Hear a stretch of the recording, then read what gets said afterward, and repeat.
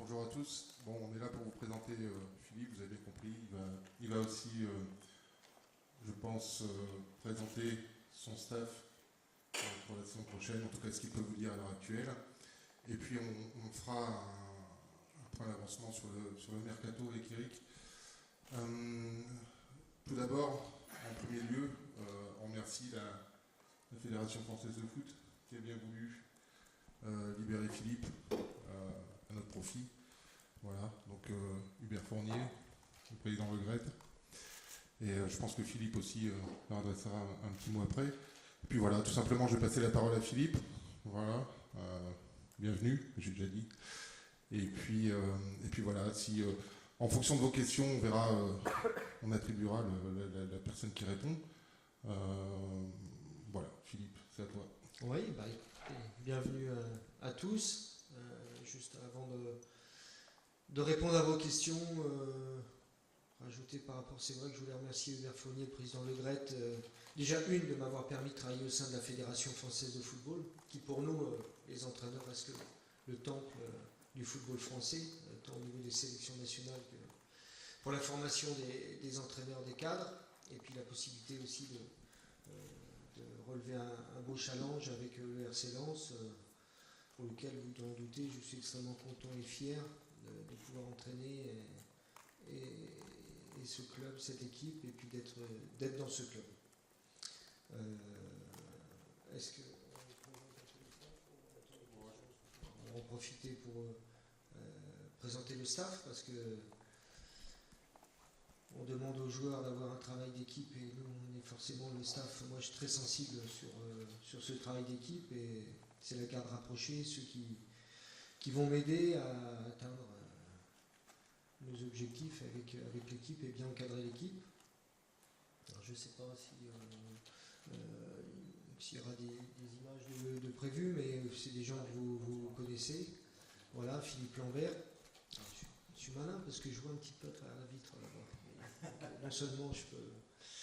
Philippe Lambert, on s'est croisés, côtoyés, je connais bien. Le fait qu'il soit au club, déjà, qui connaissent bien le club, grande compétence, grande expérience, comme préparateur physique, mais aussi comme entraîneur, parce qu'au départ c'est un entraîneur et sa fonction sera surtout d'être entraîneur adjoint et pas préparateur physique. Donc voilà, je suis très heureux de le rejoindre. En plus, je trouve qu'il a un joli prénom. Tout le monde ne peut pas l'avoir. Après, si je regarde bien, Stéphane Virtelac, qui est un préparateur physique qui officie à Nantes. On se connaît bien aussi. Je suis très content. Une grosse expérience également, puisqu'il a travaillé à Nantes, au PSG, à Lyon, à Rennes.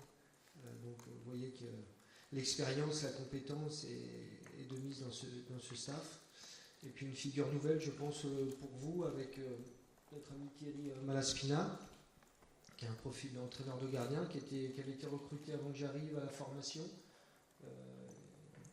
par Eric. Et comme je connaissais, il a formé de nombreux gardiens talentueux à Nice. Forcément, le plus talentueux, c'est Hugo Lloris. Et ça m'intéressait aussi d'avoir quelqu'un qui a un parcours atypique et qui a côtoyé le très très haut niveau à travers ses gardiens.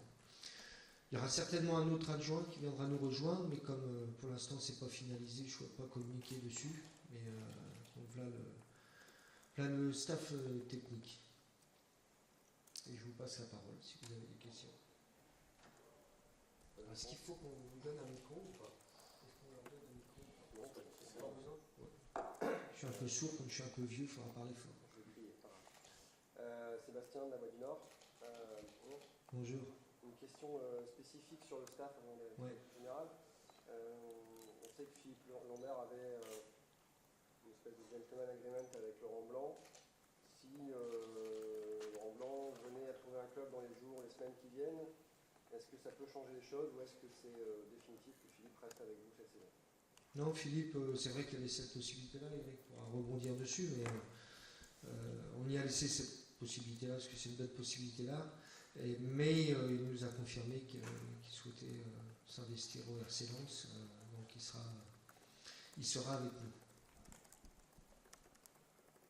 François avoir un autre adjoint. Alors, on sait que vous avez pendant longtemps fonctionné avec Michel Troin, qui est toujours à Rennes, si je dis pas de bêtises. Est-ce que vous essayez de faire venir? Alors, comme je te l'ai précisé, il y a un adjoint qui va nous rejoindre. Tant que c'est pas finalisé, je ne souhaite pas communiquer dessus. Donc, je ne souhaiterais pas communiquer sur cet autre adjoint.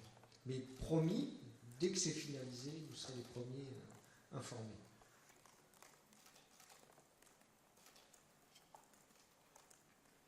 Samuel Duhamel de M6. Vous avez parlé de collectif et de l'importance d'atteindre les objectifs.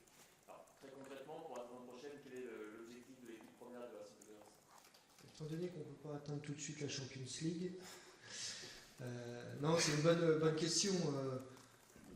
J'aime pas trop les effets d'annonce, parce que je pense c'est facile de dire qu'on va faire ci, qu'on va tout casser, et moi c'est pas trop mon genre. Forcément, je pense que là on se retrouvera à la Liga. Quand? Ça, on ne sait pas. J'espère que ce sera avec moi, puisque j'ai 2 ans de contrat. On va tout faire forcément pour cette première année, mais on est conscient aussi, je suis conscient qu'on part de très loin. 15e, l'équipe a fini 15e, donc ça veut dire qu'on a 14 à passer. On connaît la difficulté de la division avec ceux qui descendent. La particularité d'ailleurs du FC Metz, qui est particulier parce qu'à chaque fois qu'ils descendent, ils remontent. Donc ça fait plus qu'une place. Donc plutôt que fixer un objectif de dire on va vouloir monter, souvent l'objectif pour moi est une conséquence de ce qu'on va faire. Donc on va se concentrer sur donner un état d'esprit à cette équipe, donner un maximum de qualité, de valeur, et si on le mérite, on ira au bout. Donc on a 2 ans pour atteindre cet objectif-là. Si ça sourit la première année, ça sera très bien. Mais je ne veux pas faire d'effet d'annonce c'est pas trop mon genre, je préfère... c'est mon grand-père qui disait il faut mieux se fier à ce que font les gens qu'à ce qu'ils disent. C'est toujours plus révélateur de ce qu'ils sont. Donc on va plutôt s'atteler à travailler, à faire, et puis en espérant que l'objectif soit plutôt une conséquence de ce qu'on fait. Est-ce que Guilain, Radio Bassaligné, est-ce que vous êtes venu ici avec des promesses par rapport au recrutement pour un effectif meilleur que celui de l'année dernière? On espère toujours meilleur, Eric pourra rebondir dessus, mais au sujet de l'effectif, on sait très bien qu'on est dans un renouveau. Il y a beaucoup de joueurs. L'objectif pour moi, c'est quand même de réduire l'effectif avec une bonne composition de jeunes du centre, parce qu'il y a quand même une académie ici, un centre de formation très performant, des joueurs, je dirais, en devenir, à fort potentiel, et bien sûr quelques joueurs expérimentés, parce qu'on sait que cette division-là le nécessite. Et après, en fonction du budget du club, je pense qu'Arnaud, peut-être Eric, en parleront, même si ce n'est pas l'objet. Voilà. Par contre, pour ce qui est Messi, tu m'as dit non.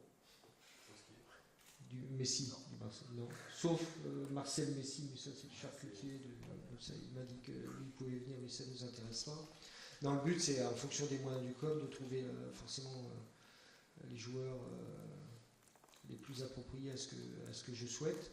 Et après aussi, moi je suis assez demandeur de joueurs qui viennent, qui sont extrêmement motivés à rejoindre le RC Lens, qui ont les dents qui règlent le parquet, et qui n'ont peut-être pas des noms, mais au moins qui ont ces vertus-là de travail, de générosité et bien sûr de talent.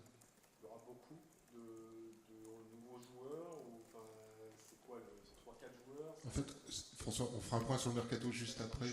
Si tu permets. C'est promis. On va tout vous dire. On va réunir. Alors une question qui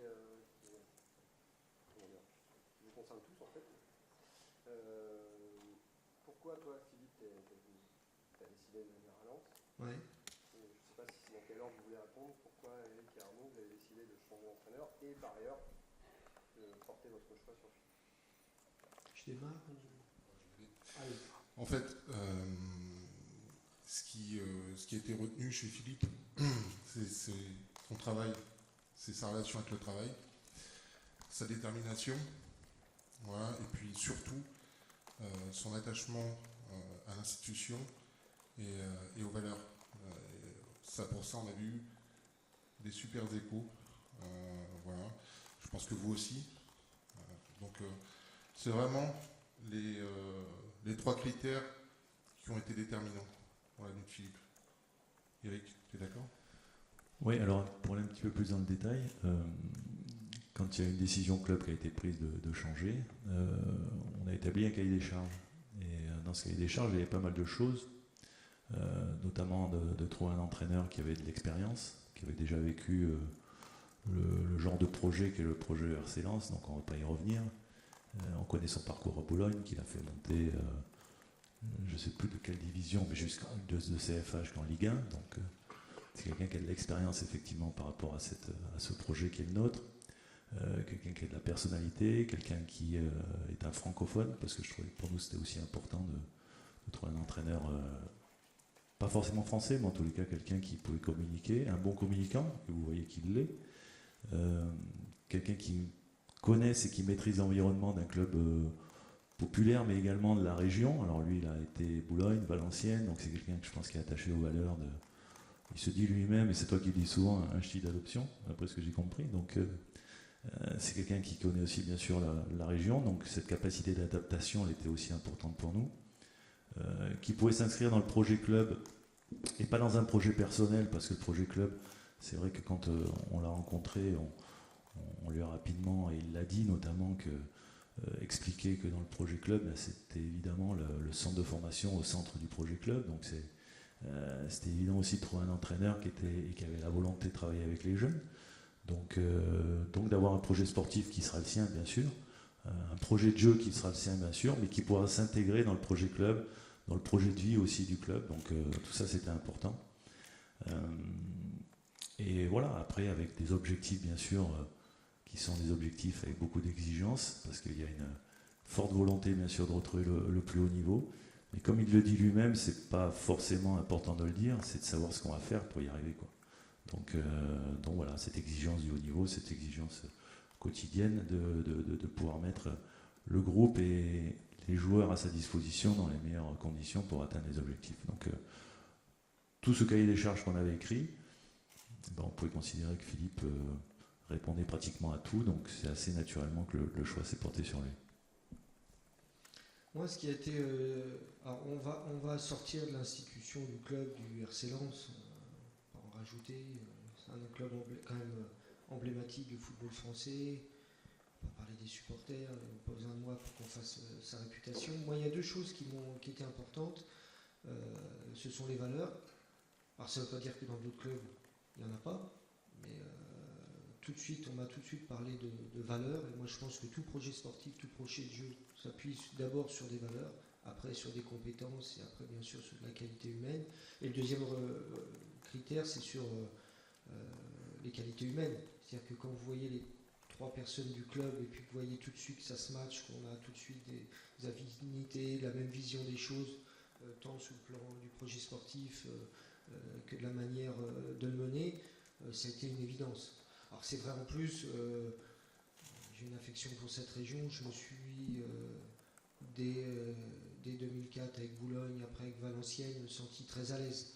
C'est-à-dire que j'ai des valeurs qui correspondent ici. Ça ne veut pas dire qu'ailleurs il n'y en a pas de valeurs, mais celle-ci, je me retrouve beaucoup dans la population. J'ai gardé beaucoup d'amis dans le foot, hors le foot ici. Ma fille est restée d'ailleurs dans le nord de la France. Elle est encore plus ch'ti que moi, parce que depuis l'âge de 8-10 ans, elle est ici. Donc tout ça, tous ces signaux c'était écrit que ce club-là, forcément, était fait pour moi. Maintenant, il y aura des performances à faire, bien sûr, mais j'ai pas mis longtemps à hésiter, parce que ces deux critères-là principaux, le projet sportif qui repose sur des valeurs et les hommes qui seront en place, avec qui ça a tout de suite bien matché. Et ce qui explique aussi le fait de revoir en Ligue 2, alors que tu as quand même eu un sacré parcours depuis Boulogne, ça t'a pas fait hésiter, ça, de repartir en Ligue 2, de revenir dans ce genre de niveau? Non, bon, déjà la Ligue 2, c'est une division de plus en plus relevée et d'un haut niveau. Et puis, tu sais, j'avais passé 16 ans comme dans le milieu pro quand j'étais joueur, et puis après adjoint de Robert Nouzaret, que je salue parce qu'il avait qu'un rêve, Robert, c'était un jour d'entraîner le RC Lens. Alors quand je l'ai appelé, il dit écoute, tu sais où je vais? RC Lens, il est formidable. Donc quand j'avais commencé, j'étais pendant 16 ans dans le milieu pro, et après je suis redescendu au milieu amateur en CFA Boulogne. Et j'ai eu cette question-là, mais il me dit, putain, tu as la possibilité de continuer à jouer au niveau pro et tout. Mais il y a des choses que vous sentez, des challenges, souvent c'est une aventure humaine, vous sentez bien les hommes, vous sentez aussi le potentiel, bien sûr. Et quand je suis arrivé en CFA Boulogne, je voyais tout de suite que ce club-là pouvait atteindre le niveau pro. Bah, c'est un peu la même chose, quoi. Ça me dérange pas de redescendre d'un cran au niveau division pour répondre à ta question, parce que il y a les hommes et puis il y a le challenge sportif. Bon, puis c'est un club quand même particulier. Pour rebondir à ce qu'a dit Philippe, pardon, excusez-moi, pour rebondir à ce qu'il a dit, je pense qu'Arnaud, tu pourras également ne pas me contredire, mais c'était un vrai challenge déjà de convaincre Philippe, parce que pour nous, il est évident que de contacter déjà Philippe, avec l'expérience qu'il a eue, une expérience bien sûr en France, mais aussi à l'étranger, avec des réussites notamment en Espagne, comme vous le savez, bon, et son parcours, son CV, c'était pas forcément évident qu'il puisse accepter ce challenge-là, donc c'était déjà un gros challenge pour nous de pouvoir le convaincre. Ça n'a pas été trop difficile non plus, et je dois dire que voilà, c'était déjà une belle satisfaction. Ce que je dois dire aussi, c'est qu'il y a eu d'autres entraîneurs qui ont été contactés, et des entraîneurs de haut niveau également, et que tout le monde était intéressé par le projet du RC Lens, quoi qu'il arrive, et que personne au premier coup de fil nous a dit non. Donc c'est vrai que c'était aussi une belle satisfaction. Maintenant, notre choix, il a été toujours celui de Philippe, et aujourd'hui, on a été très content de pouvoir arriver au bout de cette première prise de contact. Anaïs, France 3, vous avez parlé des objectifs sportifs, mais j'imagine qu'il y en a d'autres. L'année dernière, il y a eu cette saison, il y a eu un peu une fracture avec les supporters. J'imagine que vous avez conscience, c'est aussi qu'il va falloir les reconquérir. Ouais, mais on ne pourra que les conquérir, je pense, par notre attitude. Il faut qu'on arrive à donner, il faut que j'arrive à donner, moi et mon staff, un état d'esprit à cette équipe qui corresponde aux valeurs du club, des supporters. Et avant de parler de jeu, on va parler de générosité, on va parler de travail, on va parler d'humilité, parce qu'ici c'est une terre qui est humble. Donc voilà, et si on arrive et j'espère, on va tout faire pour donner cet état d'esprit-là, naturellement, les supporters se rapprocheront de nous, parce que eux, c'est ce qu'ils veulent voir, des joueurs qui mouillent le maillot, qui mettent le bleu de chauffe, parce que c'est la culture ici, c'est ces valeurs-là. Et ça a orienté beaucoup, d'ailleurs, on en parlera à la fin de ce point presse sur le mercato, de trouver d'abord des hommes et des valeurs. Et après, bien sûr, du talent, de la qualité technique, mais ici, vous êtes obligé d'avoir un certain état d'esprit. Et si j'arrive à avoir un groupe comme ça, 90, 100%, je l'espère, avec cette mentalité-là, je pense normalement les supporters se reconnaîtront dans l'équipe. Mais c'est à nous de faire les efforts. C'est pas à moi de dire aux supporters, il faut que... Non, c'est à nous de montrer encore l'état d'esprit qu'on veut impliquer à cette équipe et qui ressemble à l'ADN du club. Comment tu as vécu Ça fait longtemps que tu m'as pas vu, hein, tu me poses beaucoup de questions. Je vois que je t'ai manqué. Comment tu as vécu ces dernières années où ça s'est mal terminé à Rennes, une expérience compliquée à Métivier-la-Forêt. Dans la carrière d'un entraîneur, comment on vit ces périodes, et est-ce que tu t'es remis en question, comment ça s'est passé? Alors ouais, c'est vrai. Alors, Rennes, c'est un peu bizarre. Parce que quand je parle de Rennes, on est 5e à 3 points du podium. Je pense que c'est pas insultant pour Rennes d'être 5e à 3 points du podium. Surtout que mon remplaçant a fini 8e à 13 points du podium. Mais c'est le foot, ainsi est fait. Mais c'est vrai que c'est la première fois en 16 ans de carrière que je me retrouvais remercié par un club. Donc ça secoue toujours. Mais comme tous mes collègues expérimentés m'ont dit que pour être un très grand entraîneur, il faut au moins avoir été viré une fois, j'ai dit peut-être je peux commencer à postuler à devenir un grand entraîneur. Après Nottingham, c'était une aventure formidable. Mais compliquée parce que, et c'est là où je vais faire le rapprochement un peu avec le RC Lens. En fait, Nottingham, il y avait un chairman, un président koweïtien qui devait vendre le club, le président de l'Olympiakos, qui lui a recruté un directeur sportif portugais, qui lui me recrute. Et tout se passe bien. Il faut savoir, Nottingham, c'est assez particulier quand vous faites une conférence de presse entre les deux Champions League. Mais vous avez 27 millions de budget, alors que Newcastle en a 120, Aston Villa en a 100, vous êtes très loin. Mais bon, le but c'était pareil, un peu comme ici, faire jouer les jeunes. D'ailleurs, je crois que le premier match, on fait jouer 6 jeunes de moins de 20 ans. Et puis à un moment, les jeunes, comme ils ont bien marché, ils les ont vendus, 20 millions. Et puis le propriétaire qui fait racheter, il dit mais moi je rachète plus le club si vous vendez les bijoux de famille. Bref, je te parle toute l'histoire. Et je me suis retrouvé finalement avec le club qui n'est plus racheté, mon directeur sportif qui démissionne, mon directeur général qui démissionne, plus de docteur, bref, un truc improbable. Mis à part les fans extraordinaires, les gens du club extraordinaires, et je me retrouve avec un actionnaire qui ne m'a pas choisi. Et c'est là où je viens avec le RC Lens, c'est que moi j'ai rencontré aussi l'actionnaire, et c'était important pour moi, là il y a 3 personnes du club, que je fasse l'unanimité, que j'ai pu rencontrer, que je sois aussi un des choix, que l'actionnaire valide ça. Donc du coup, ces 2 expériences, pour répondre à ta question, elles sont un peu différentes, compliquées. Rennes, bon, finir 5e à 3 points du podium, c'était pas déshonorant. Et puis Nottingham, une expérience qui m'a appris aussi qu'il faut... mais bon, le club devait être racheté, n'a pas été racheté. Mais j'ai fait du bon travail, parce qu'en 7 mois, on a vendu pour 30 millions de pounds de joueurs. Donc, il y a eu moins de points que prévu, mais au niveau des caisses, le Koweïtien a pu renflouer ses caisses avant de vendre le club, qui finalement, après mon départ, qui a changé encore d'entraîneur, parce qu'il avait quand même utilisé 8 entraîneurs 12 entraîneurs en 4 ans. Finalement, M. Maniakis a racheté le club, mais a viré l'entraîneur. Une question pour Eric ou Arnaud, je ne sais pas. C'est impeccable, ça me fait une pause. Est-ce qu'on peut savoir où en sont les négociations avec l'ancien entraîneur, avec Sikora, et quel est son avenir, son non-avenir en fait? Sur Eric, il n'y a rien qui est fixé pour le moment. Écoute, on va le voir à son retour de congé, voilà, dans quelques jours.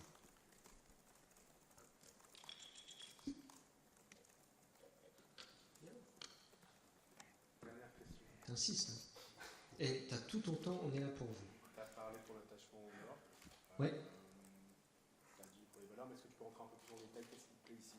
Et voilà, pourquoi? Ouais, en fait, les gens auxquels je suis toujours en contact, ça fait. Je suis arrivé en 2004 à Boulogne et j'ai toujours des amis régulièrement au téléphone. C'est des gens plutôt simples, simples, humbles, chaleureux, travailleurs. Ça se la raconte pas. Donc ça correspond à ce que je suis, je pense. Donc forcément, tout de suite, je me sens dans mon élément. Que ce soit au sein du club, avec le personnel, parce que j'ai commencé à rencontrer le personnel, que ce soit au sein de la ville, de la région. Et voilà. Et ma fille qui continue à y vivre, alors qu'elle a vécu en Corse, elle a vécu un peu partout, elle me dit mais ici c'est... Voilà. Le soleil est dans le cœur des gens, mais c'est une image, mais tout le monde le sait, j'apprends rien. Je vais pas faire... C'est pas de la démagogie, c'est de la réalité. D'ailleurs, vous gardez un très bon souvenir avec Boulogne contre Lens. Ouais, c'est quand même... ici, j'ai eu 2-3 souvenirs comme joueur, puis comme entraîneur, mais j'ai vécu un moment peut-être unique, que même en Espagne, même en Angleterre, j'ai pas vu. Vous vous rappelez ce match où on gagne à Lens, tout le monde a ça en mémoire, Lens est sûr de monter, nous, ça nous propulse presque à la montée.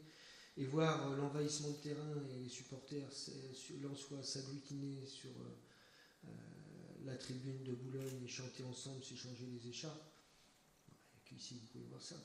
Donc ça reste un moment vraiment particulier. Je me rappelle qu'avec les joueurs, plutôt que de rentrer, on est rentré au vestiaire, puis après on est ressorti, puis on est resté 15 minutes sur le banc à voir ça, parce qu'on s'est dit on assiste à quelque chose d'unique, quoi. Donc c'est un moment particulier, mais c'est vrai que il y a quelques grandes images comme ça ici à Bollaert. Boulogne, Valenciennes, Lens, je crois que c'est quasiment un cas unique dans la région. C'est pour ça que je te dis que je suis un ch'ti d'adoption. Et pour la petite anecdote, une fois j'ai fait un plateau télé, puis Olivier Piqueux, qui est le manager d'Angers, avec qui je suis proche, et qui est un ch'ti, qui est d'Armentières, mais pas un peu fier, comme il me le dit souvent, mais avait dit, bon alors tu parles plusieurs langues, l'anglais, l'allemand, mais est-ce que tu continues à parler le ch'ti? Donc avec lui on parle toujours un peu ch'ti.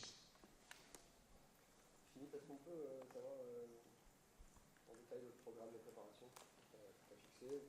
Ouais, c'était déjà fixé. Alors déjà, ça avait été déjà fait en amont, ça prouve le sérieux du club. parce que les matchs amicaux, il faut les bloquer, les stages, il faut les bloquer, et si vous attendez au dernier moment, ou même le nouvel entraîneur, donc il y avait des choses de fait, donc on va commencer ici à la Gaillette par les tests médicaux, et puis un peu d'entraînement, puis on ira au Touquet. Je ne serai pas très loin de chez moi, j'habitais à Ardelot-Plage, à retrouver la Côte d'Opale pour un stage, après on reviendra à la Gaillette, et on fera un stage à Chambon-sur-Lignon. Un petit clin d'œil aussi, parce que quand je jouais à Saint-Étienne, on avait fait un stage à Chambon-sur-Lignon, qui avait permis de faire une belle saison à Saint-Étienne, parce qu'on était promus, on avait fini 6e, donc j'espère que c'est de bon augure. Puis ça me fera surtout plaisir de retrouver la personne qui tient l'hôtel, Guillaume, c'est pas vu depuis 2000, donc voilà. Là, en gros, le programme, plus des matchs amicaux qui vous seront communiqués, j'ai pas les dates précises en tête, mais quelques matchs amicaux bien sûr programmés. Reprise le 18, c'est ça? Le 18, ouais. Philippe, pardon Christophe de Lançon.com, pour les gens qui ne vous connaissent pas trop en tant qu'entraîneur sur le plan du jeu, Ouais. est-ce qu'il y a une philosophie, Philippe Montagnier, je ne sais pas, quelque chose qui vous caractérise? Je pense qu'on a tous un projet de jeu. Après, il va falloir s'adapter à la division, parce que je pense que voilà, je ne vais pas entraîner de la même manière le RC Lens en Ligue 2 française que la Real Sociedad en Liga, ou Nottingham dans le Championship. Ce qui va être important, c'est, alors forcément j'ai une idée, on a ces idées, ces principes défensifs et offensifs, mais il va falloir voir l'effectif que l'on conçoit. J'ai bien aimé la réflexion de Carlo Ancelotti, grand entraîneur, qui disait que dans le projet de jeu, ça devait être un costume sur mesure. Il y a vraiment de l'adapter aux caractéristiques, aux talents des joueurs. Donc c'est pour ça que je ne donnerai pas trop de précision. Mais je sais aussi l'ADN du RC Lens, c'est quand même le jeu vers l'avant, et il va falloir qu'on soit aussi extrêmement généreux, solidaire, et qu'on arrive à produire ce jeu-là qui a fait la force du RC Lens dans le passé. Là, on est dans le présent, mais je pense qu'il y a quelques paramètres à prendre en compte avant de déterminer vraiment le projet de jeu. Mais avant, ce sera un projet de vie, et ça va être important. Je sais qu'on va parler de recrutement, et une question, comment ça fonctionne notamment avec toi, quelles sont tes prérogatives en termes de construction d'effectifs? Le fonctionnement est, comme avait proposé Arnaud et Eric, et qui me convient bien, collégial. Vous imaginez bien qu'il est difficile pour moi d'imposer un joueur, parce que c'est un contrat. Et puis si moi j'amène avec un joueur, puis que Eric ne le sent pas, ou que c'est compliqué. Et inversement pareil, si Eric m'impose un joueur et puis que j'aime pas, on va le payer, il va rester sur le banc. Donc vraiment, et dès qu'on se retrouve aligné sur un profil ou sur un joueur, voilà. Mais comme on n'est pas 36 à décider, ça reste assez très simple et très pragmatique. Je te passe la parole, Eric, si tu veux me contredire. J'ai envie de dire pas mieux, hein. Je ne peux pas dire mieux. Donc il est évident que tout est résumé dans ce qu'a dit Philippe. À un moment donné, c'est vrai que il y a un fonctionnement club qui travaille, et moi depuis que je suis arrivé, donc le 1er octobre, ça fait déjà quelques mois que je travaille sur ce mercato qui s'annonce. Donc, et je ne travaille pas tout seul, j'ai une cellule de recrutement avec moi, des garçons qui sont attachés au club, qui sont là depuis de longues années. C'est un travail collégial, c'est un travail qui a été fait en amont, c'est un travail qui a été initié au départ avec Eric Sicora. Il y a un travail qui est aujourd'hui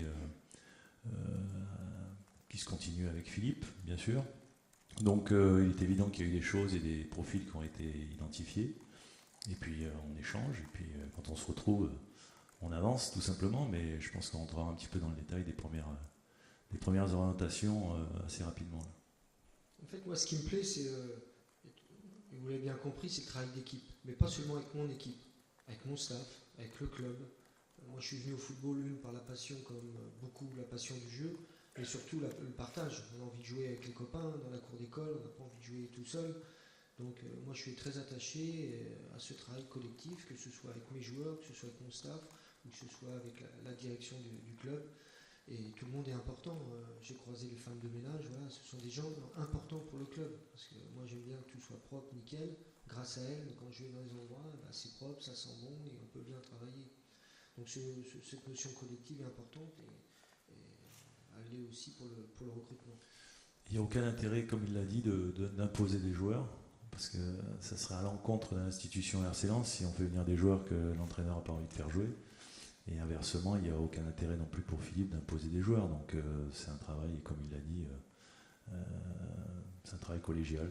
Et je pense que pour l'instant, on est assez aligné sur pas mal de choses. Donc c'est plutôt encourageant pour la suite. Ça fonctionne plutôt, c'est toi Eric qui propose des joueurs ou ça peut être vraiment... Comme je dis, hein, dans les premières réunions qu'on a fait, parce qu'on a déjà fait au moins une bonne dizaine déjà, j'ai dit, tu peux être force de proposition, bien sûr. Et puis lui, il a son expérience, il a travaillé aussi avec d'autres joueurs, forcément.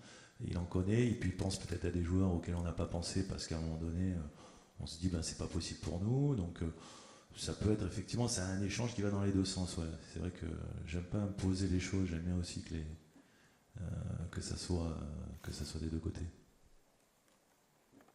On va justement aborder cette partie mercato avec Moi, je voudrais C'est faire la surprise quand même du chef. Ouais, Vous attendiez non. pas ça, Alors, avant de un petit mot d'introduction par rapport à ça. Je sais qu'il y a beaucoup de monde et beaucoup de journalistes et peut-être certains qui sont pas là malheureusement parce que je sais qu'on est dans une période où il y a quand même pas mal d'actualités, Roland Garros, la Coupe du Monde qui se prépare. Donc je sais que tout le monde n'est malheureusement pas là aujourd'hui. Mais c'est vrai que je sais que j'ai été sollicité quelques fois par donc les journalistes qui sont attachés à ce club, qui veulent avoir un peu des infos sur le mercato. Je sais que j'étais assez discret dans les médias, je m'en excuse. J'ai pas répondu à tout le monde, même si je demandais à Florent de faire quelquefois le lien. Parce qu'un peu à l'image de Philippe, moi j'aime pas trop parler, je préfère agir. Donc je suis un petit peu aujourd'hui dans une période où effectivement il y a beaucoup de travail, il y a beaucoup d'échanges, bien sûr, avec il y a pratiquement maintenant plus d'agents que de joueurs de football eux-mêmes. Donc c'est pour vous dire que les journées sont bien longues, mais donc on travaille. Et dans le travail, et dans ce travail préparatoire du mercato, pour vous l'expliquer, on l'a travaillé déjà depuis plusieurs mois, et on a organisé, pour vous donner les grandes lignes du mercato, l'idée générale, c'était déjà d'améliorer forcément la qualité de l'effectif pour atteindre nos objectifs. Je crois que personne a perdu de vue que peut-être notre effectif de la saison précédente n'était pas taillé pour les objectifs qui étaient les nôtres. Et la deuxième idée générale de ce mercato-là, c'était aussi de démarrer la préparation estivale pour Philippe avec la base de son équipe, ce qui n'est pas non plus facile à faire. Mais c'était déjà les deux grandes idées. Par rapport à ces objectifs-là, c'était déjà de mettre en place un cahier des charges. Alors bon, ça fait déjà 2 fois que j'emploie ce mot-là, où vous dites, il fait que des cahiers des charges, Eric Roy. C'était sur l'entraîneur, mais je trouve que c'est important d'écrire les choses à un moment donné. Et là, c'était sur les joueurs, et notamment sur notre groupe et sur notre effectif. Et c'est vrai qu'avec la cellule de recrutement, les garçons qui travaillent à regarder les joueurs, à essayer de trouver des profils, à échanger, vous les connaissez tous, on a écrit ce cahier des charges, et on s'est dit qu'il fallait qu'on développe au sein de notre groupe des choses qui nous manquent, et qu'on a senti qui nous manquaient effectivement la saison dernière. Alors peut-être un peu plus d'expérience, un peu plus de leadership, peut-être un peu plus de professionnalisme aussi, parce que je crois que quand on prend des joueurs, c'est pas seulement des joueurs qui ont des qualités techniques ou tactiques, mais c'est aussi leur rapport au métier, donc la volonté d'aller chercher des joueurs qui aiment le foot, tout simplement. Et moi j'ai envie d'avoir des joueurs, et je pense que Philippe est dans le même état d'esprit, d'avoir des joueurs qui aiment le foot tout simplement, qui aiment se lever le matin pour aller s'entraîner, pour progresser, et avoir cette envie effectivement d'être pro tout simplement, donc d'avoir une exemplarité. Je crois qu'on a eu quelques dérapages ces derniers mois, avoir cette exemplarité par rapport à leur métier, cette motivation de nous rejoindre, c'est-à-dire d'être très intéressé et très motivé par le projet du RC Lens, et donc cette mentalité qui est une mentalité qui va être capable de pouvoir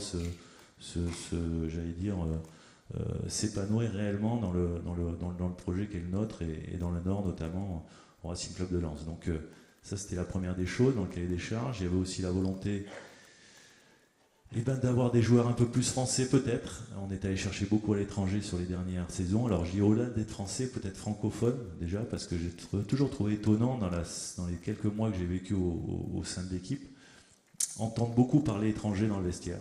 J'ai toujours trouvé, et quelquefois même le capitaine, s'entretenir avec les joueurs, en tous les cas parler aux joueurs dans le vestiaire, au sein du vestiaire, en anglais. Ça m'a toujours un petit peu quelque part choqué, même si je trouve que c'est important aussi, quelque part, le mélange des cultures, mais peut-être un petit peu retrouver un équilibre à ce niveau-là, avec une connaissance du championnat aussi, qui n'était pas forcément réellement une des qualités de l'effectif de l'année dernière, notamment de beaucoup de joueurs qui sont arrivés sur le dernier marché d'été l'année dernière. Donc, et puis après, pour entrer dans les choses plus techniques, j'ai trouvé, et on a trouvé, qu'il nous manquait des qualités athlétiques dans l'effectif, qu'il nous manquait des jambes, comme on appelle dans le jargon, des joueurs qui ont cette qualité de jambes, de vitesse, d'impact, de percussion, de taille également, parce que j'ai trouvé que dans le jeu aérien, on avait aussi des lacunes. Donc vous voyez que ça fait quand même pas mal de choses. Mettre un peu plus d'agressivité, c'est un championnat qui est difficile, et bien sûr être compétiteur, mais ça aussi c'est quelque chose que l'on acquiert soit avec l'âge, soit avec les résultats, la dynamique positive, la spirale des victoires. Donc tout ça, c'est ce cahier des charges qui nous a fait réfléchir sur les profils que l'on souhaitait, sur les joueurs que l'on voulait recruter, et donc assez rapidement sur le contour de notre effectif, c'était bien sûr améliorer la qualité, là je viens d'en parler, mais c'était surtout améliorer et travailler sur la quantité, parce qu'on avait un effectif très très important l'année dernière. Donc c'est dans ce cadre-là que je vais vous exposer déjà la vision de ce qu'on a voulu mettre en place. Beaucoup de joueurs la saison dernière, pratiquement 34 joueurs sur toute la saison, plus 2 joueurs qui étaient prêtés, donc 36 joueurs sous contrat. Je vais déjà vous parler des départs et des possibilités de départ sur le mercato de cet été. Il y a 8 joueurs qui sont fin de contrat aujourd'hui sur l'effectif de la saison précédente, donc 4 joueurs qui sont en fin de prêt dans ces 8 joueurs. On est parti pour l'instant sur la volonté de renouveler personne, donc de garder personne sur ces joueurs qui sont en fin de contrat, donc, et sur les garçons qui sont en fin de prêt, même si on avait sur certains des options d'achat. Au-delà de ces 8 joueurs donc, qui devraient quitter l'effectif et pas être dans l'effectif l'année prochaine, il y a 2 joueurs sur lesquels on a des accords de principe. Un pour lequel on a un accord pour une mutation définitive qui s'appelle Duplus, qui va retourner en Belgique, à Louvain. On a un accord donc avec son club pour le transférer définitivement. Fred, que l'on remercie parce qu'il a fait une saison avec beaucoup de professionnalisme, il s'est beaucoup engagé, notamment quand c'était difficile, parce que c'est un garçon qui a une mentalité exemplaire. Et également, on a un accord de principe pour une résiliation à l'amiable avec Ivan Lendrich, donc qui devrait être le 2e joueur sous contrat qui devrait quitter le club. Donc ce qui nous fait déjà 10 joueurs qui devraient être en moins par rapport à l'effectif de la saison précédente. On a également 3 joueurs qui sont sous contrat et à qui on a signifié qu'ils n'étaient pas dans le projet de l'année prochaine. Donc on l'a signifié personnellement ou alors conseillé. Ces 3 joueurs, je ne vais pas les citer parce qu'on n'est pas là pour mettre les gens en vitrine. On va travailler sur leur projet personnel, le projet collectif du club également. Donc ces 3 joueurs effectivement qui pourront peut-être également nous quitter. Et puis après il y a 7 jeunes joueurs qui sont dans le projet sportif du club bien sûr, qui sont des jeunes pros, qui ont déjà fait 2-3 saisons en N2 et qui dans le projet, dans leur parcours de développement, qu'on aimerait prêter dans une division, on va dire, genre le national ou à l'étranger, comme on a pu le faire l'année dernière avec le petit Carlier à Tubize en 2e division. Enfin, en tous les cas, dans une division où effectivement ils auront une adversité supérieure qu'à ce qu'ils peuvent connaître en N2. Donc c'est également pour leur développement personnel et leur parcours sportif. Donc d'avoir du temps de jeu à un niveau supérieur. Donc effectivement, ces 7 jeunes joueurs-là, ce sont soit des joueurs qui ont signé leur contrat l'année dernière ou qui ont signé un contrat cette année. Il y a des Prez, le gardien de but, il y a Moussa Silla, il y a le petit Carlier, le petit Wojkowiak, le petit Béguin, Benza qui doit revenir de près du Luxembourg puisqu'il a fait une saison pleine à Pétange où il a marqué pas mal de buts, et Bilal Bari qui a signé son premier contrat cette année. Donc ce sont des joueurs qui éventuellement peuvent être dans un projet de prêt pour continuer à se développer et à se construire. Donc ça, ce sont les départs. Pour les départs, donc vous vous rendez compte, 8 plus 2 plus 3 plus éventuellement 7 joueurs, ça fait éventuellement un gros brassage sur l'effectif. Mais c'est une volonté aussi, bien sûr, de pouvoir régénérer d'abord cet effectif et puis également de pouvoir amener d'autres joueurs avec bien sûr de la qualité qui nous permettront d'atteindre nos objectifs. Alors au-delà de ces départs, on a eu malheureusement, et je crois que vous le savez, une très mauvaise nouvelle avec un de nos joueurs importants qui ne va pas partir mais qui va malheureusement nous manquer forcément. C'est Jean-Kévin Duverne qui a eu la tristesse d'apprendre une blessure importante lors de son rassemblement avec l'équipe de France pour le tournoi Espoir de Toulon. Donc Jean-Kévin, bien sûr, on va l'encadrer, on va l'entourer, et puis on va essayer de le mettre dans les meilleures conditions pour qu'il se soigne le plus rapidement possible et qu'il revienne dans la deuxième partie, je pense, du championnat. Donc Philippe l'a eu, on l'a eu quelques fois également au téléphone, il est déjà en rééducation chez nous, et c'est forcément un coup dur. Oui, c'est vrai que c'est fait partie des jeunes à fort potentiel dont je souhaitais m'appuyer, mais bon, le foot est ainsi fait, les croisés c'est pas non plus, voilà, c'est un peu long, les 6 premiers mois, on va bien s'en occuper et il nous reviendra certainement plus fort, mais c'est vrai que c'était quelque chose qui était comme toute blessure qui ne se programme pas et on verra pour trouver une solution. Dans la première partie, on a parlé des départs. Maintenant, je pense que ce qui vous intéresse, c'est éventuellement quel joueur. Je suis pas sûr, Eric, qu'il soit intéressé par bon, bah, on va arrêter alors. Bon, ben, messieurs, merci. Pardon. Vous n'êtes pas limité en nombre de prêts En nombre de prêts, on est limité alors à 7 en France, je crois. Et un peu plus libre à l'étranger. Donc là, on parlait éventuellement au maximum de 7 joueurs prêtés. Maintenant, ça dépendra aussi de la reprise. Ils sont tous à la reprise avec Philippe. S'il y en a un qui, du coup, explose tout à la reprise, tout est ouvert. Hein. Aucun de ceux-là, pour l'instant, Alors, aucun de ceux-là, pour l'instant, officiellement, on a trouvé un point de chute. Il y en a quelques-uns, quand même, qui sont assez courtisés. Notamment Guillaume Béguin, qui a quelques clubs qui souhaiteraient l'avoir en prêt. Donc voilà, donc effectivement ça va être notre travail sur les prochaines semaines. Eric, juste une précision sur les 2 joueurs en prêté avec option que vous ne gardez pas, c'est bien Gersbach et Souleymane Diarra. En fait, il y a 4 joueurs qui sont prêtés avec. Il y a 4 joueurs qui sont prêtés en fin de prêt. Il y a Brisa Gégé, il y a Alex Gersbach, il y a Karim Hafez, et je suis en train de chercher le 4e. Non. Je vais vous dire non. Pourquoi ? Parce que Diarra, ça fait déjà un petit moment qu'on a communiqué, on a levé l'option. Donc Diarra, on a effectivement levé l'option depuis un petit moment. Et le 4e, c'est Clément Chantôme, voilà, qui est en fin de prêt et qui va donc retourner à Rennes. Voilà. Merci, monsieur Stéphane, pour...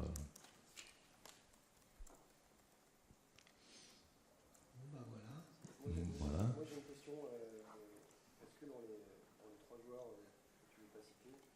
Non, je ne veux pas citer parce que je pense que j'étais joueur aussi, à un moment donné, déjà c'est pas très agréable quand on vous dit que vous n'êtes pas forcément concerné par le projet de l'année suivante. Et également, mais en même temps, même si c'est pas très agréable, mon rôle aussi, c'est à un moment donné d'être clair, d'être transparent avec les joueurs. Après, c'est des joueurs qui sont sous contrat, comme on dit. Donc, elle viendra ce qu'elle viendra. Peut-être qu'ils sont amenés à rester, mais il y a la volonté effectivement du club. Et je pense, eux également, de leur côté, de trouver la meilleure solution. Donc on verra dans les prochaines semaines.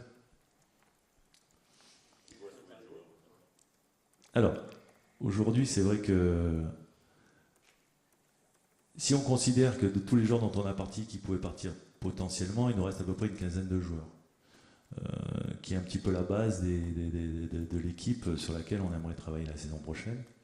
Alors 14, parce que du coup, avec JK, c'est vrai que ça va être compliqué pour l'avoir le 18, même si on pense qu'il est jeune et qu'il a une bonne capacité de récupération, mais ça va être compliqué pour le 18. Donc voilà, 14, 15 joueurs. Il y a des jeunes qui ont signé leur premier contrat pro et qui vont signer leur premier contrat pro, comme Simon Nsana, comme Benjamin Gomel également, donc, qui seront dans l'effectif à la reprise. Et Tchèque Doucouré, qui était déjà avec nous depuis le mois de janvier, depuis le mercato d'hiver. Donc ce sont les jeunes joueurs qui sont également dans l'effectif. Donc effectivement, ça fait une quinzaine de joueurs sur lesquels on peut s'appuyer.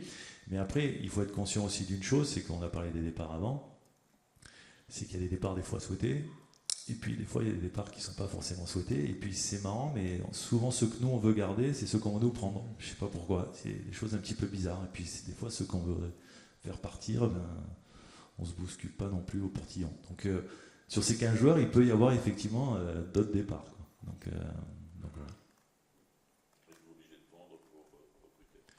Alors on est obligé de rien, l'obligation qu'on a, c'est de beaucoup travailler pour essayer de faire la meilleure équipe possible. Mais à ce niveau-là, je pense que Arnaud peut peut-être répondre aussi à ça. Oui.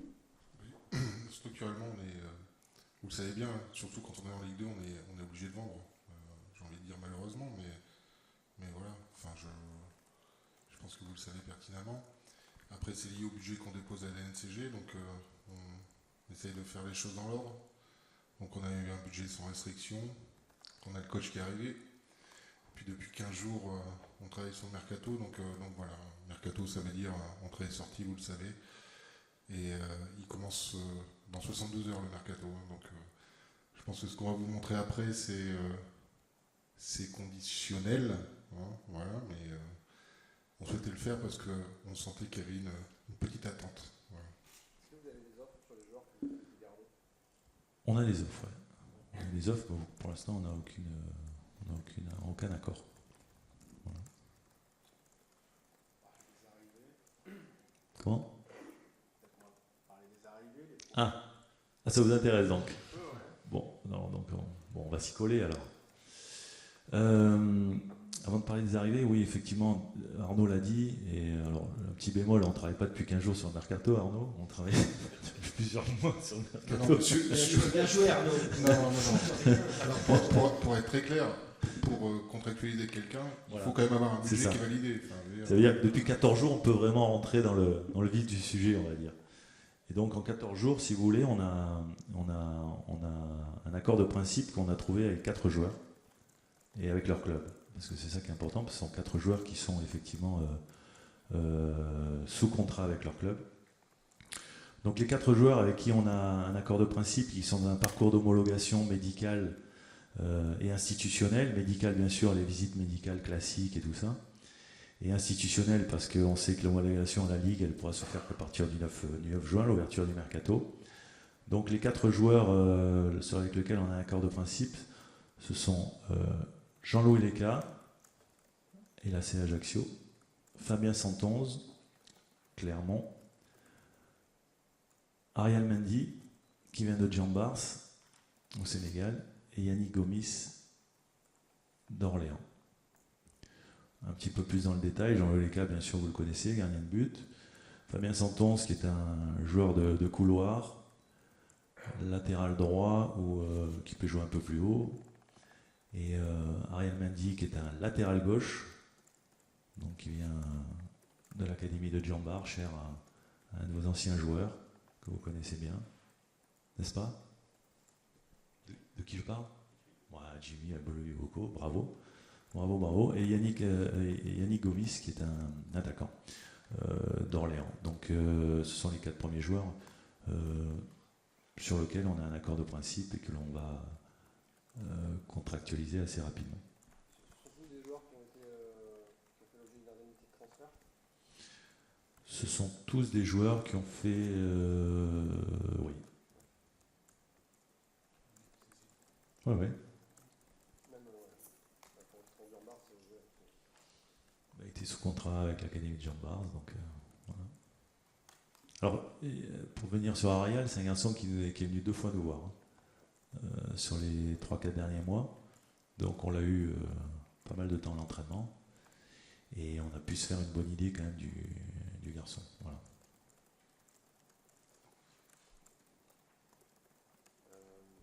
Combien d'autres arrivées, en imaginant que tout fonctionne bien pour vous, c'est-à-dire que vous puissiez garder vos joueurs Ça vous est dur, hein? je sais, ouais. On vous offre 4 joueurs sur un plateau, là, en 15 jours de travail, et vous avez combien d'autres joueurs? Je sais pas, on travaille. Combien vous en espérez, quoi? En fait, et à quel poste on peut faire en fait, combien on espère alors, ce qui était important, c'était aussi de faire comprendre qu'on avait besoin de prendre des joueurs sans attendre que d'autres sortent. Pourquoi? Parce que ces 4 joueurs dont on vous parle, c'était des premiers choix pour nous, au poste. C'était des garçons qui étaient importants dans la construction de notre effectif. Et c'est vrai que si on doit attendre, comme certains clubs doivent le faire, attendre de faire partir des joueurs pour éventuellement recruter, ben des fois, quand vous avez fait partir vos joueurs, les joueurs que vous voulez prendre, ben, ils sont partis ailleurs. Donc il y avait une vraie volonté du club, et là on voit l'ambition du club, et quelque part là, que l'on travaille avec un confort de travail aussi. Donc merci au directeur général, merci à l'actionnaire. Non. Donc, tout à fait. De rien. Donc effectivement, notre volonté, c'est de maintenant se pencher sur le profil d'un défenseur central droit, puisque avec la blessure de JK, c'est vrai que ça devient problématique. Et peut-être d'un joueur devant la défense. On va dire que ce sont les 2 postes qui aujourd'hui on a une nécessité, et peut-être un attaquant supplémentaire d'axe. Donc voilà, les 3 postes sur lesquels on travaille. Après, pour d'autres joueurs, je pense que ça sera après dépendant effectivement des départs et des ventes. Voilà. Si vous suivez bien, c'est que je suis assez clair. Maintenant, si vous pouvez me dire aussi que... Notamment sur les profils que vous aviez déterminés en deuxième cahier des charges, celui qui concerne les profils, le poste de sentinelle, j'imagine que ce sera un profil différent de celui qui est Clément Chantôme, par exemple. Différent, je sais pas. Je pense qu'on ne va pas s'étendre sur les profils, parce que c'est vrai que dans ce poste de sentinelle-là, il y a plusieurs options. On peut avoir un grand, costaud, puissant. Après, si Eric arrive à amener un Pirlo, on peut se dire peut-être que je vais le prendre quand même. Vous voyez. Donc, c'est vrai qu'on a Pirlo, il est libre. Hein. Pirlo est libre. Mais bon, je crois qu'il a fait son jubilé. Donc voilà, donc c'est vrai qu'on détermine souvent des profils, mais après on essaye aussi d'être assez flexible s'il y a des opportunités auxquelles on n'avait pas pensé, et peut-être un profil qui pourrait, d'où le projet de jeu, de s'adapter aussi aux qualités des joueurs. Est-ce qu'on peut avoir quelques mots, alors soit de toi, Philippe, soit d'Eric, comme vous préférez, sur chacun des 2 joueurs? Alors, il y en a un, je ne peux pas parler, c'est sur le petit Mendy, parce que je ne le connais pas, mais il fait partie des jeunes. Et comme j'avais eu une bonne expérience avec mon directeur sportif à Valenciennes, qui m'avait mis un joueur africain qui venait d'une petite académie, Vincent Aboubacar, que je ne connaissais pas, qui me dit quand même, fais-moi confiance. Donc maintenant, je fais confiance, notamment sur des jeunes comme ça en devenir. Ça peut être que des bonnes surprises. L'Académie Jean-Louis Lec, j'ai travaillé avec à Valenciennes, même s'il n'était pas... Avec l'accent. Avec l'accent Lec, oui, j'ai habité 3 ans en Corse. Jean-Louis était pas le numéro 1, c'est Nico Pento. Mais j'ai toujours suivi ce garçon-là parce que c'est quelqu'un de très important dans le vestiaire, très investi, très impliqué, extrêmement professionnel. Il fait partie de ces joueurs qui arrivent, par son exemplarité, son discours, à véhiculer une vraie culture du travail, d'exigence. Et il faut avouer aussi qu'après, il a pris son envol, il a été extrêmement performant à Bastia et cette année à Ajaccio. Donc moi je pense qu'on a besoin aussi dans nos gardiens d'un gardien d'expérience. Et il avait tout à fait ce profil-là.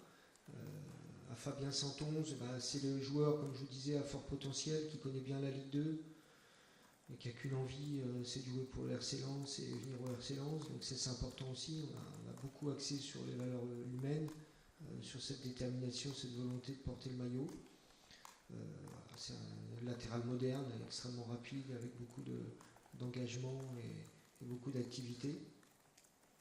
Et puis Gomis, c'est l'attaquant qui a un vrai profil complet, qui peut jouer, qui est très bon dans le jeu d'appel, qui est très bon aussi de haut but, qui est très généreux dans le pressing. On parlait donner un état d'esprit à cette équipe sur la générosité, la solidarité. Donc ces joueurs-là ont ces deux critères-là, humaines, parce qu'on va d'abord vivre une aventure humaine et jouer les deux critères sur le même tableau. Et puis après, les critères footballistiques qui correspondaient avec Eric, on s'est vite retrouvé sur ces profils de joueurs-là. Et la bonne nouvelle, c'est que quand on discute des profils et qui présentent ces noms-là, puis qui coïncident à ceux que j'avais, c'est l'idéal. Donc voilà, c'est des joueurs vraiment voulus par le club, par l'entraîneur, et je suis satisfait de ça. Alors, Yannick peut jouer un peu les trois postes devant, c'est-à-dire qu'il peut jouer en position 9 comme il le faisait à Orléans là, sur les derniers matchs, c'est-à-dire seul devant. Mais il peut jouer aussi sur un côté comme un garçon qui va se comporter comme un deuxième attaquant, où il va se rapprocher forcément d'un 9 plus classique, on va dire. Et il peut jouer également derrière, parce que c'est un garçon qui a été formé, qui au départ était un numéro 10 dans sa jeunesse. Donc c'est ce qu'on aime chez lui, c'est sa capacité à marquer des buts d'abord bien sûr, mais surtout à pouvoir combiner, à pouvoir jouer, à pouvoir être capable de s'adapter à plusieurs systèmes. Donc c'est ça qui nous plaisait aussi chez lui. Donc voilà.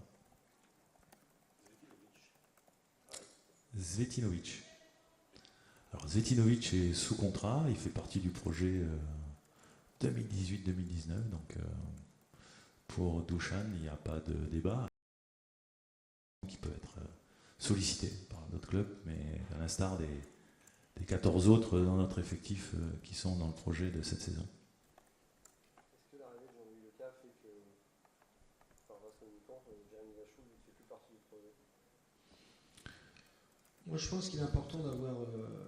Je pense que Jérémy Vachou est l'avenir du club. On est dans le présent, mais je pense qu'il a besoin d'avoir dans l'effectif avec les objectifs 3 bons gardiens. Et avec, alors le fait d'avoir un gardien expérimenté avec 2 jeunes me paraît la meilleure composition. Et moi, il me paraît important d'essayer de remplir le cahier des charges que le monde entraîneur m'a donné, c'est-à-dire effectivement d'avoir à ce poste-là, qui est un poste vraiment très très important, de la qualité, parce que c'est vrai que Jérémy a montré beaucoup de qualité la saison dernière, sans oublier aussi les qualités de Valentin Bellon, que l'on a prolongé il y a quelques semaines maintenant, de 3 saisons. Donc Valentin, Jérémy, c'est un petit peu la mémoire du club sur ces jeunes gardiens, puisque ça fait un petit moment qu'ils sont là. Maintenant, il est évident qu'on discutera avec lui de la suite, s'il veut avoir du temps de jeu garanti. Et aujourd'hui, je pense que Philippe est incapable de garantir du temps de jeu à qui que ce soit, de toute façon. Personne.